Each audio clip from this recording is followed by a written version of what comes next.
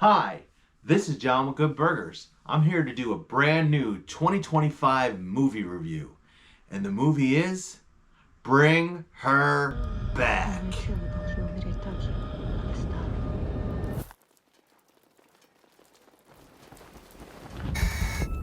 A very basic plot synopsis is a brother and sister uncover a terrifying ritual at the secluded home of their new foster mother. This movie was released in May of 2025. It is released by A24, directed by Danny Philippou and Michael Philippou. It is starring Sally Hawkins, Billy Barrett, Sora Wong, Jonah Wren Phillips, and Stephen Phillips. Listen. It's like a little angel. It's a beautiful angel. It does beautiful things. Listen. Listen. And this movie is a movie blend of two movies. And I will say this is The Surrender meets Speak No Evil. We can bring her back. All right. Here we go with Bring Her Back. So this is a clear case of A24 getting back into the roots of what makes them A24. So it's A24 being A24. And this one is definitely got some complexity, drama, and of course grief added to it. So let's talk about the positives. The positive is the setting is really good. I mean, two young kids, their dad dies, and they end up in a foster care system, and they go to live with their new foster mom, and it's very secluded away. It's very creepy. It has a pool that was more scary than the pool in Night Swim, and I thought, wow, Night Swim should really take a lesson on how to make a scary pool. However, it also has lots of deep themes. Characters are all struggling with grief, and it is definitely grotesque. The way the film's put together is done quite well. It's extremely well acted. Everyone does a good job in their roles there. And the basic storyline is really creepy. I mean, I like the idea of what this was about. But with the negatives, I mean, to take it into the negatives is it was too grotesque, for one, in parts. And it just leaned so much into the grief and drama, like it started to lose me. And this was supposed to be based on a ritual. There was definitely like something going on with this foster mom, but they left it very ambiguous about how foster mom got involved in all this like sorcery, witchcraft, whatever you want to call it, cultic stuff, occult stuff. There was definitely, the only thing that made me think it was definitely connected to like witches was there was a giant circle. The foster mom's character, Sally Hawkins, she just, her creep factor was right out the gate. She is totally creepy, and I don't know, I felt like her character was irritating. I guess another thing I'll put in the negatives was the music. I mean, the music that they chose to put in there was very random. It was like a rock song, then like a more of a hippity hop song, and then a dance track. And it was a very drastic shift from songs that were being played. I wasn't a fan of many of the songs, and it just didn't seem to fit the theme of this movie, the majority of the songs, especially the more hippity hop ones and the dance track ones. And I like dance music. So this movie definitely got me thinking of two movies that I've seen, one extremely recently and one this year. So it reminds me of Woman in the Yard in the sense of how I feel about it. So, and how I feel about it is extremely mixed, because I felt like I really liked a lot of aspects, a lot of what seemed to be traditional haunts and spooks and the scares, bumps in the nights, all that was kind of in this, but then it gets a little twisted and it gets a little artsy and a little ambiguous, and just a little too ambiguous for me in some of the scenes. The other movie it reminds me of is the one that I just watched this week, The Surrender. It just came out on Shudder, and I think it's also on Prime as well, probably on Fandango, but it is similar in storyline, Surrender and this. So I mean, you have people who have died, family members are wanting their loved ones back, and they're making an attempt through witchcraft, through rituals, through some sort of all sorts of crazy means to get the person to be brought back. And to be honest, the way The Surrender does it is better. I mean, I just like, so like, I feel like, all right, Bring Her Back, the acting, the way the film was put together, all the technical stuff was better, but like the actual story and the pacing, I feel like the pacing on this one, I guess it was trying to be some sort of a slow burn, but it really just ended up being slow in many of the middle scenes. So in comparison to The Surrender, I feel like both movies are unsettling, both movies are disturbing, both movies push the level of gore to the point where I was cringing, you know, with the way it was. But I feel like the way everything pulled together in The Surrender all the way through to the end was more of a satisfaction for me as compared to this, with it being an ambiguous ending and a more of a sadder ending. It just didn't work for me the way I thought it was going to. So let me get into some spoilers, because the only way I'm going to make any sense of this is to explain it through what kind of happens in the movie. So, spoiler alert on Bring Her Back. Okay, so you have Piper and Andy are siblings. They're step siblings. They share the same dad. And Andy is almost 18, and that plays a part in this movie. And then you have Piper, I guess she's 12, and she's blind, and that plays a role as well. And the fact that Piper's blind just reminded me of, you know, we have a protagonist that has a big handicap, which she's missing one of her senses, reminded me of the girl that was in A Quiet Place and A Quiet Place Part 2. There was also characters like this in The Village and in 2016 Hush. So their dad dies basically in the intro, and he dies in the shower, which plays a role with the son. And it was a pretty brutal death.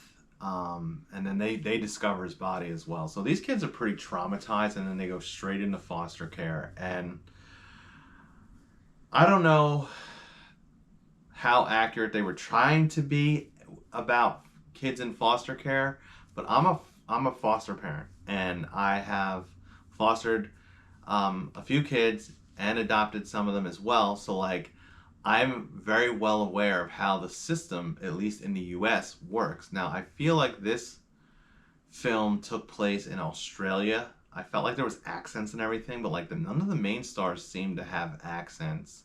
I thought they did, and then like at least the boy, I felt like he had an accent, and then it's like he lost it, and then the other little boy had an accent maybe as well, but he didn't talk much. But either way, I feel like the systems might be fairly similar, you know, what they do and how they allow. I mean, there was definitely aspects of it, and I thought, yeah, I mean, placing kids into care when they're grieving and traumatized, usually you vet out the parents pretty good. Now, their excuse for this is that this girl worked as a therapist for years and was familiar with the people in the fostering agency. And I feel like even if that was the case, they still vet you out. They're very strict. They're very strict about that stuff. They get into everything. They check your finances. They check your mental health. They check your physical health. They inspect your house. They show up randomly. And none of that was happening in this. I mean, usually when kids get placed into a home, they get checked up on pretty fast, especially when it's so fresh when they're so traumatized. But anyhow, that's just a little knowledge that I have on this one.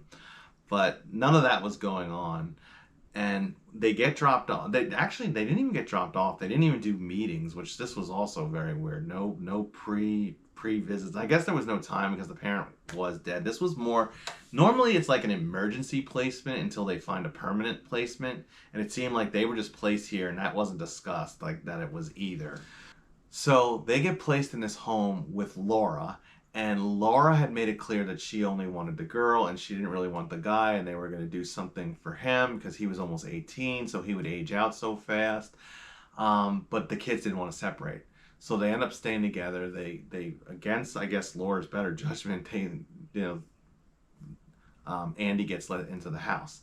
But soon as they get there, it's like Laura is all into the young girl, all into Piper, and basically doesn't barely want to pay attention to Andy. It's just so apparent right out the gate. And that's kind of cringy for a foster parent to do that. Like to just instantly pick a favorite with a kid, and like literally they take a selfie together and like she blocks his face in the selfie. I'm like, wow. But like right out the gate, things are weird here. It's creepy, it's secluded, and the kids go outside and they see this strange young boy who's like bald and has like a tattoo or a scar or something right here under his eye. And he's weird. He doesn't talk. He's mute. And I thought, it turns out like the foster agency didn't know about him, which is another thing that I thought like, yeah, right. You don't know that there's another kid living in this house, and she's trying to pawn it off as her nephew, but he doesn't look anything like her nephew. Turns out that the kid's kidnapped, but I'm getting ahead of it. So it's pretty apparent that Laura wants to make it so that she just has Piper only and not Andy. So she's already out the gate. Like, besides just socially cutting him off and treating him differently, she's sabotaging him. So she's like pouring piss on him in the night so he thinks he's wetting the bed, telling the agency over the phone that, oh, he's wetting the bed, and he's like 17. 17-year-old wetting the bed? Come on. But she's favoring the little girl. She's weird about the pets, and she's got this dead stuffed dog in there that looks almost lifelike, and then she got a little cat. She's like, don't let it out. Of course the kids let it right out. She pawns off this other kid, Ollie, as being mute, but like in one of the scenes you come to realize like there's this giant white circle around the house, and Ollie like can't go outside of it. If he does, like he goes into instant like spasms and like looks like he's gonna die. He's bleeding. Like one point Laura leaves Andy and Ollie home alone, and like Ollie, he gives him grapefruit. He cuts himself because he eats the grapefruit with a knife in it, and he starts cutting himself on the knife.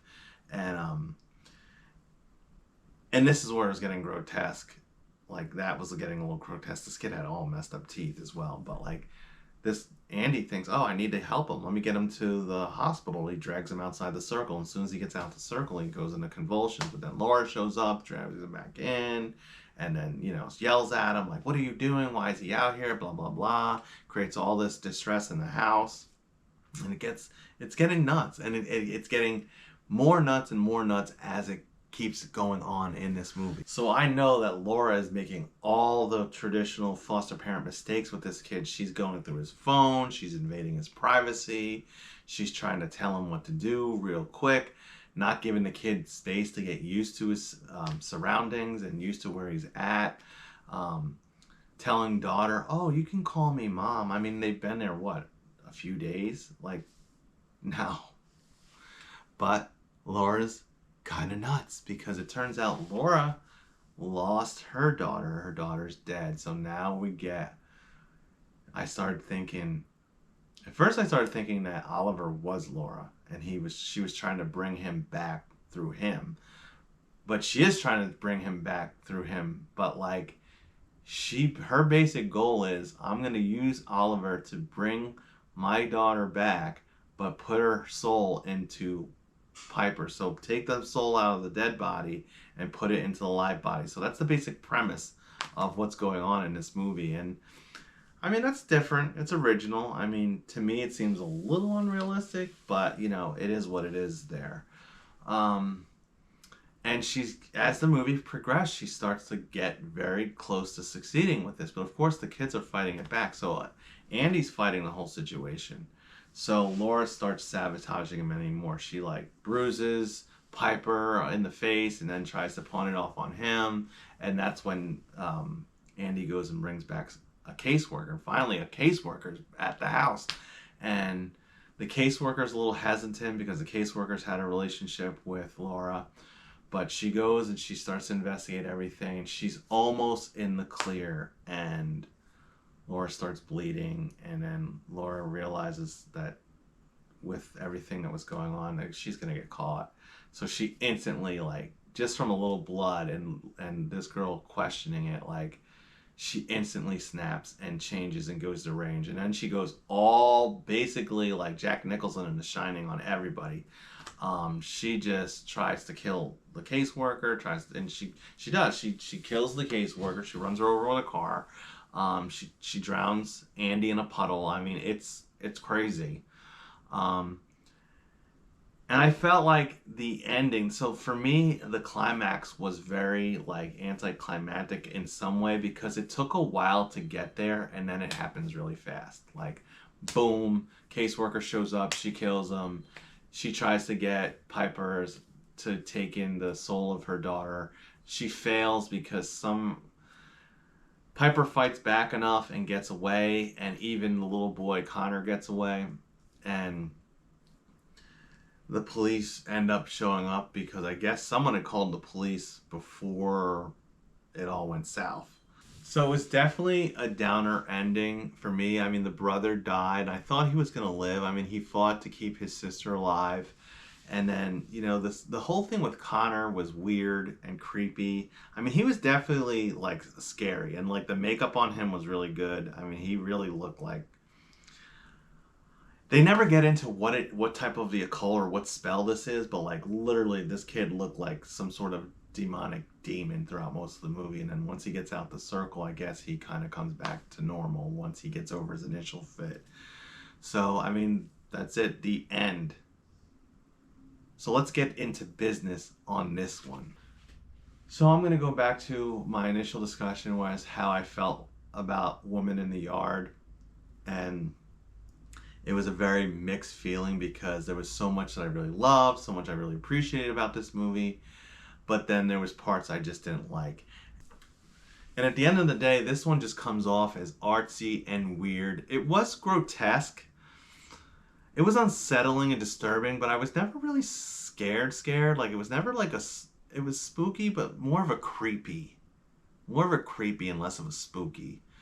So at the end of the day, this one is going to be a veggie burger. I think it's just a different taste than what I normally like in my movies. I can see many people who like things like Hereditary or Midsommar, or just recently things like Opus, that a little bit more the artsy style and might like this or aspects of this. So I'm not saying it's complete worthless. It just wasn't my taste. So that's it. That's my review on Bring Her Back. If you guys are liking my content, please go ahead and subscribe, tap the notification bell, all that jazz. And stay scared. But if you had if I'll say this one last thing. There's 2 Bring Them Back type movies, like Bring People Back from the Dead movies that just were released. And I'd say stay home and watch The Surrender. That's a better Bring Her Back storyline than this. That's all, folks.